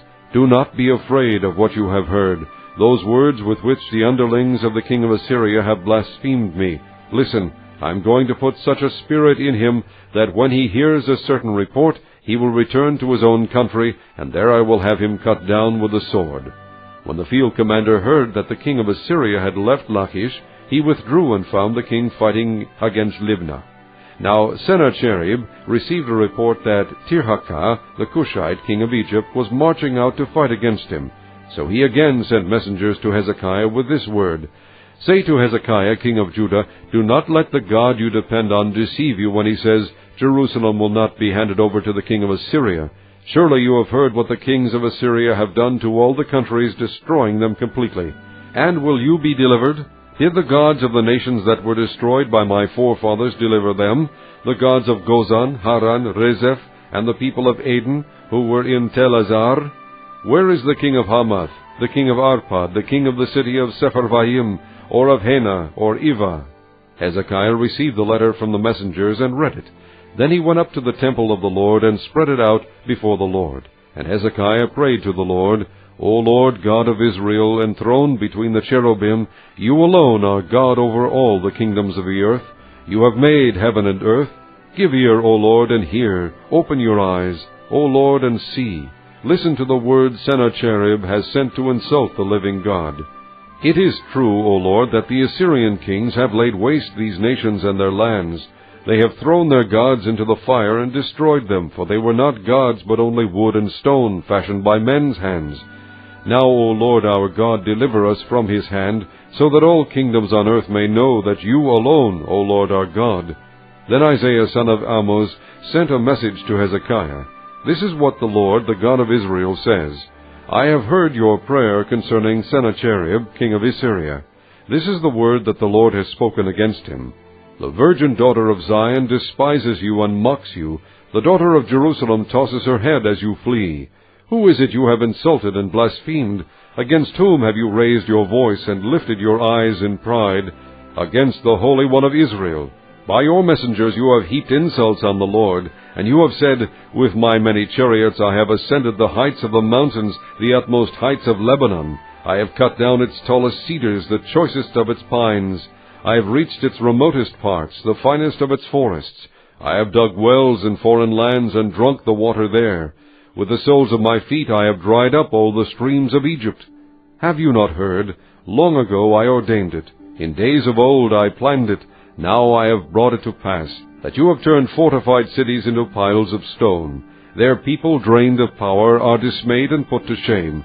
They are like plants in the field, like tender green shoots, like grass sprouting on the roof, scorched before it grows up.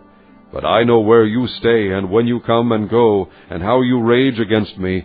Because you rage against me, and your insolence has reached my ears, I will put my hook in your nose and my bit in your mouth, and I will make you return by the way you came.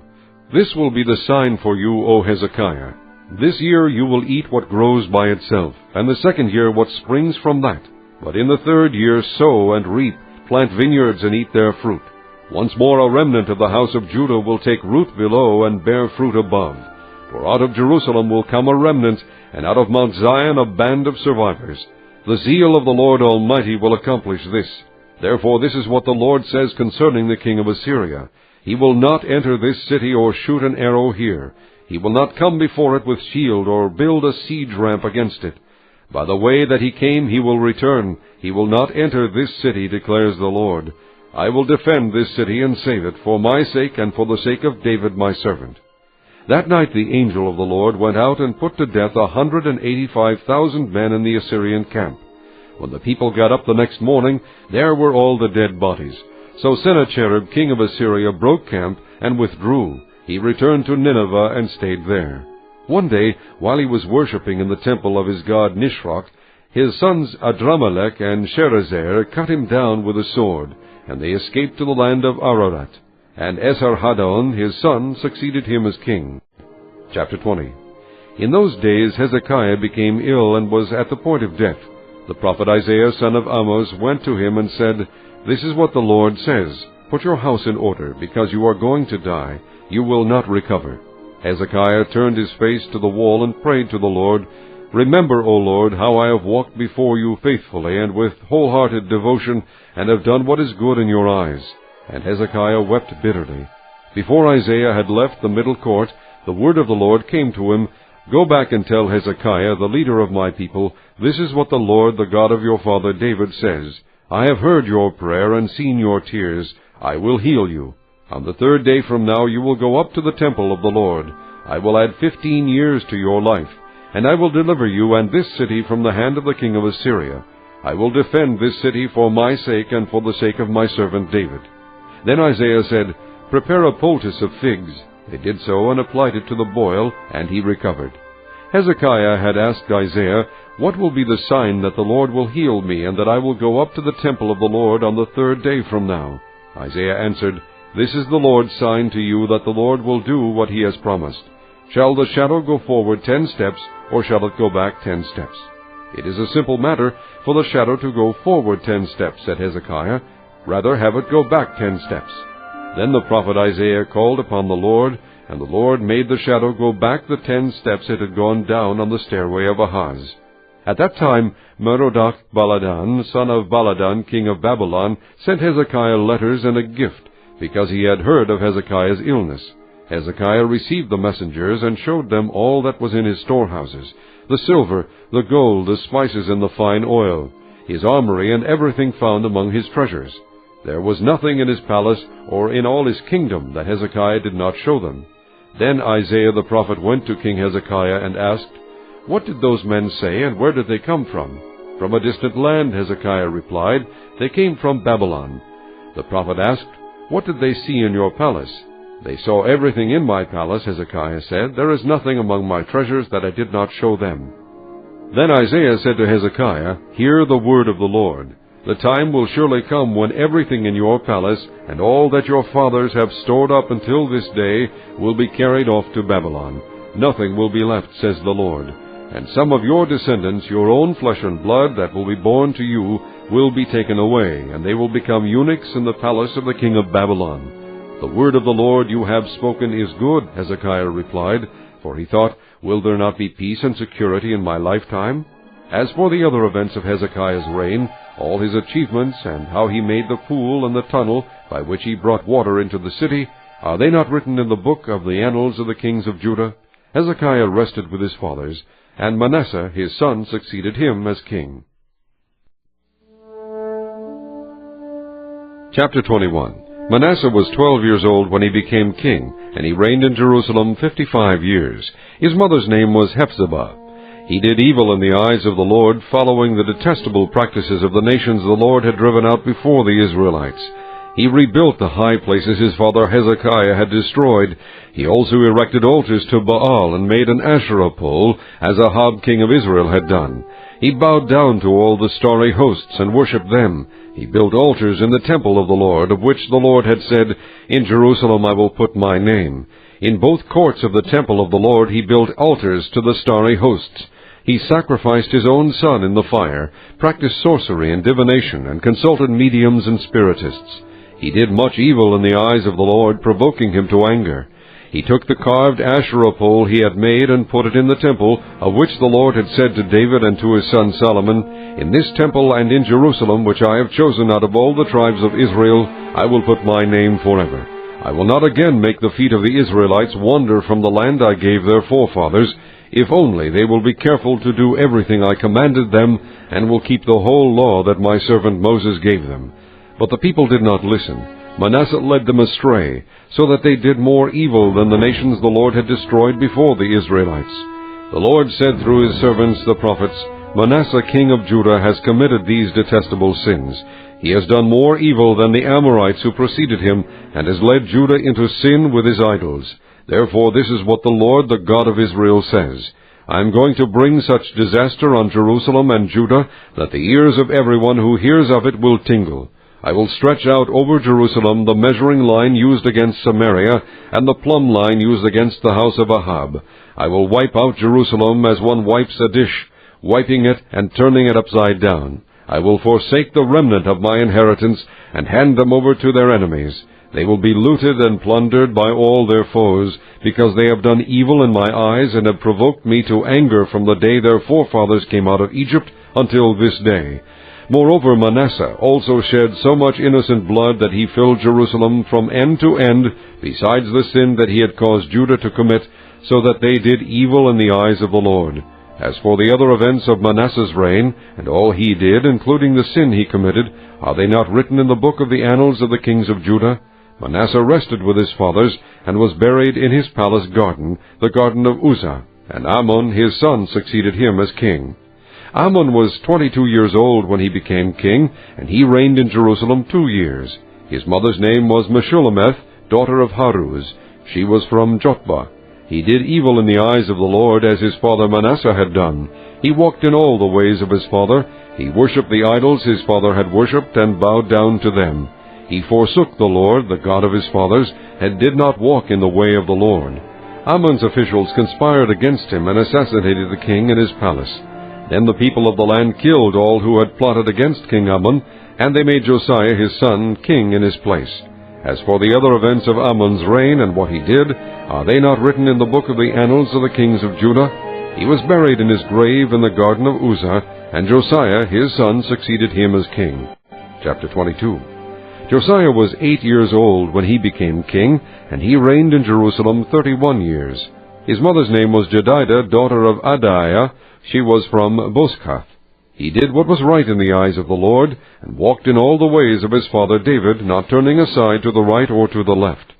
In the 18th year of his reign, King Josiah sent the secretary Shaphan, son of Azaliah, the son of Meshullam, to the temple of the Lord. He said, Go up to Hilkiah the high priest, and have him get ready the money that has been brought into the temple of the Lord, which the doorkeepers have collected from the people. Have them entrusted to the men appointed to supervise the work on the temple, and have these men pay the workers who repair the temple of the Lord, the carpenters, the builders, and the masons. Also have them purchase timber and dressed stone to repair the temple. But they need not account for the money entrusted to them, because they are acting faithfully. Hilkiah the high priest said to Shaphan the secretary, I have found the book of the law in the temple of the Lord. He gave it to Shaphan, who read it. Then Shaphan the secretary went to the king and reported to him, Your officials have paid out the money that was in the temple of the Lord, and have entrusted it to the workers and supervisors at the temple. Then Shaphan the secretary informed the king, Hilkiah the priest has given me a book. And Shaphan read from it in the presence of the king. When the king heard the words of the book of the law, he tore his robes. He gave these orders to Hilkiah the priest, Ahikam son of Shaphan, Achbor son of Micaiah, Shaphan the secretary, and Azariah the king's attendant. Go and inquire of the Lord for me, and for the people, and for all Judah, about what is written in this book that has been found. Great is the Lord's anger that burns against us, because our fathers have not obeyed the words of this book. They have not acted in accordance with all that is written there concerning us. Hilkiah the priest, Ahikam, Achbor, Shaphan, and Azariah went to speak to the prophetess Huldah, who was the wife of Shallum, son of Tikvah, the son of Harhas, keeper of the wardrobe. She lived in Jerusalem, in the 2nd district. She said to them, This is what the Lord, the God of Israel, says. Tell the man who sent you to me, This is what the Lord says. I am going to bring disaster on this place and its people, according to everything written in the book the king of Judah has read. Because they have forsaken me and burned incense to other gods, and provoked me to anger by all the idols their hands have made, my anger will burn against this place and will not be quenched. Tell the king of Judah, who sent you to inquire of the Lord, this is what the Lord, the God of Israel, says concerning the words you heard. Because your heart was responsive, and you humbled yourself before the Lord when you heard what I have spoken against this place and its people, that they would become accursed and laid waste, and because you tore your robes and wept in my presence, I have heard you, declares the Lord. Therefore I will gather you to your fathers, and you will be buried in peace. Your eyes will not see all the disaster I am going to bring on this place. So they took her answer back to the king. Chapter 23. Then the king called together all the elders of Judah and Jerusalem. He went up to the temple of the Lord with the men of Judah, the people of Jerusalem, the priests and the prophets, all the people from the least to the greatest. He read in their hearing all the words of the book of the covenant which had been found in the temple of the Lord. The king stood by the pillar and renewed the covenant in the presence of the Lord, to follow the Lord and keep his commands, regulations, and decrees with all his heart and all his soul, thus confirming the words of the covenant written in this book. Then all the people pledged themselves to the covenant. The king ordered Hilkiah the high priest, the priests next in rank, and the doorkeepers to remove from the temple of the Lord all the articles made for Baal and Asherah and all the starry hosts. He burned them outside Jerusalem in the fields of the Kidron Valley, and took the ashes to Bethel. He did away with the pagan priests appointed by the kings of Judah to burn incense on the high places of the towns of Judah, and on those around Jerusalem, those who burned incense to Baal, to the sun and moon, to the constellations, and to all the starry hosts. He took the Asherah pole from the temple of the Lord to the Kidron Valley outside Jerusalem, and burned it there. He ground it to powder, and scattered the dust over the graves of the common people. He also tore down the quarters of the male shrine prostitutes, which were in the temple of the Lord, and where women did weaving for Asherah. Josiah brought all the priests from the towns of Judah, and desecrated the high places, from Geba to Beersheba, where the priests had burned incense. He broke down the shrines at the gates, at the entrance to the gate of Joshua, the city governor, which is on the left of the city gate. Although the priests of the high places did not serve at the altar of the Lord in Jerusalem, they ate unleavened bread with their fellow priests. He desecrated Topheth, which was in the valley of Ben-Hinnom, so no one could use it to sacrifice his son or daughter in the fire to Molech. He removed from the entrance to the temple of the Lord the horses that the kings of Judah had dedicated to the sun. They were in the court near the room of an official named Nathan-Melech. Josiah then burned the chariots dedicated to the sun. He pulled down the altars the kings of Judah had erected on the roof near the upper room of Ahaz, and the altars Manasseh had built in the 2 courts of the temple of the Lord. He removed them from there, smashed them to pieces, and threw the rubble into the Kidron Valley. The king also desecrated the high places that were east of Jerusalem, on the south of the hill of corruption, the one Solomon, king of Israel, had built for Ashtoreth, the vile goddess of the Sidonians, for Chemosh, the vile god of Moab, and for Molech, the detestable god of the people of Ammon. Josiah smashed the sacred stones, and cut down the Asherah poles, and covered the sites with human bones. Even the altar at Bethel, the high place made by Jeroboam son of Nebat, who had caused Israel to sin, even that altar and high place he demolished. He burned the high place and ground it to powder, and burned the Asherah pole also. Then Josiah looked around, and when he saw the tombs that were there on the hillside, he had the bones removed from them and burned on the altar to defile it, in accordance with the word of the Lord proclaimed by the man of God who foretold these things. The king asked, "What is that tombstone I see?" The men of the city said, "It marks the tomb of the man of God who came from Judah and pronounced against the altar of Bethel the very things you have done to it." "Leave it alone," he said. "Don't let anyone disturb his bones." So they spared his bones and those of the prophet who had come from Samaria. Just as he had done at Bethel, Josiah removed and defiled all the shrines at the high places that the kings of Israel had built in the towns of Samaria that had provoked the Lord to anger. Josiah slaughtered all the priests of those high places on the altars and burned human bones on them. Then he went back to Jerusalem. The king gave this order to all the people: "Celebrate the Passover to the Lord your God, as it is written in this book of the covenant. Not since the days of the judges who led Israel, nor throughout the days of the kings of Israel and the kings of Judah, had any such Passover been observed. But in the 18th year of King Josiah, this Passover was celebrated to the Lord in Jerusalem. Furthermore, Josiah got rid of the mediums and spiritists, the household gods, the idols, and all the other detestable things seen in Judah and Jerusalem. This he did to fulfill the requirements of the law, written in the book that Hilkiah the priest had discovered in the temple of the Lord. Neither before nor after Josiah was there a king like him who turned to the Lord as he did, with all his heart, and with all his soul, and with all his strength, in accordance with all the law of Moses. Nevertheless, the Lord did not turn away from the heat of his fierce anger, which burned against Judah because of all that Manasseh had done to provoke him to anger. So the Lord said, I will remove Judah also from my presence as I remove Israel, and I will reject Jerusalem, the city I chose, and this temple, about which I said, There shall my name be. As for the other events of Josiah's reign and all he did, are they not written in the book of the annals of the kings of Judah?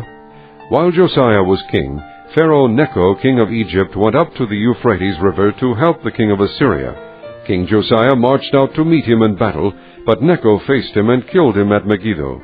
Josiah's servants brought his body in a chariot from Megiddo to Jerusalem, and buried him in his own tomb. And the people of the land took Jehoahaz, son of Josiah, and anointed him and made him king in place of his father.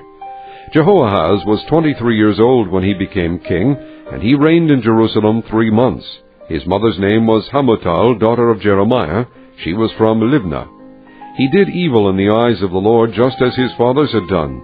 Pharaoh Necho put him in chains in Riblah in the land of Hamath, so that he might not reign in Jerusalem, and he imposed on Judah a levy of 100 talents of silver and a talent of gold. Pharaoh Necho made Eliakim, son of Josiah, king in place of his father Josiah, and changed Eliakim's name to Jehoiakim. But he took Jehoahaz and carried him off to Egypt, and there he died. Jehoiakim paid Pharaoh Necho the silver and gold he demanded. In order to do so, he taxed the land and exacted the silver and gold from the people of the land according to their assessments.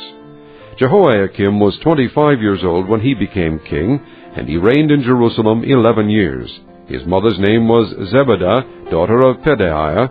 She was from Rumah. He did evil in the eyes of the Lord, just as his fathers had done. Chapter 24. During Jehoiakim's reign, Nebuchadnezzar, king of Babylon, invaded the land, and Jehoiakim became his vassal for 3 years. But then he changed his mind and rebelled against Nebuchadnezzar. The Lord sent Babylonian, Aramean, Moabite, and Ammonite raiders against him. He sent them to destroy Judah in accordance with the word of the Lord proclaimed by his servants the prophets.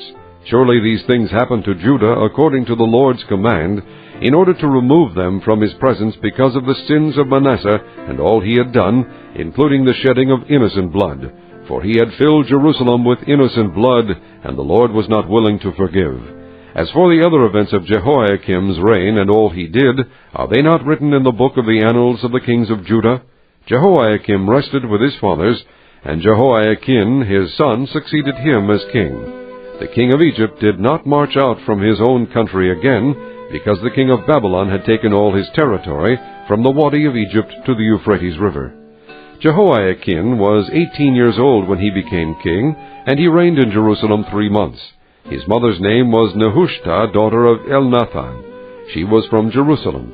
He did evil in the eyes of the Lord, just as his father had done. At that time the officers of Nebuchadnezzar, king of Babylon, advanced on Jerusalem and laid siege to it, and Nebuchadnezzar himself came up to the city while his officers were besieging it. Jehoiakim, king of Judah, his mother, his attendants, his nobles, and his officials all surrendered to him. In the 8th year of the reign of the king of Babylon, he took Jehoiakim prisoner. As the Lord had declared, Nebuchadnezzar removed all the treasures from the temple of the Lord and from the royal palace, and took away all the gold articles that Solomon, king of Israel, had made for the temple of the Lord. He carried into exile all Jerusalem, all the officers and fighting men, and all the craftsmen and artisans, a total of 10,000. Only the poorest people of the land were left. Nebuchadnezzar took Jehoiakim captive to Babylon. He also took from Jerusalem to Babylon the king's mother, his wives, his officials, and the leading men of the land.